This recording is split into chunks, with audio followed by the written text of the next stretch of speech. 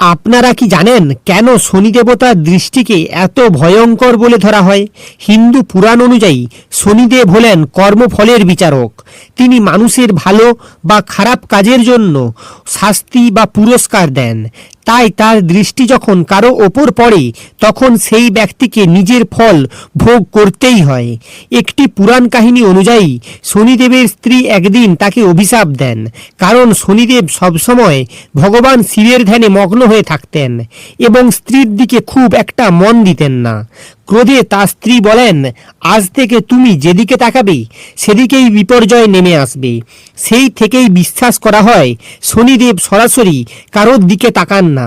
এমনকি একটি কাহিনীতে বলা হয়, যখন গণেশের জন্ম হয় তখন শনিদেব শিশুটির দিকে তাকাতে ভয় পাচ্ছিলেন, কারণ তার দৃষ্টি অশুভ ফল আনতে পারে বলে মনে করা হতো। তবে মনে রাখবেন, শনিদেব আসলে অশুভ নন, তিনি ন্যায়ের দেবতা। তিনি শুধু মানুষের কর্মের সঠিক ফল দেন।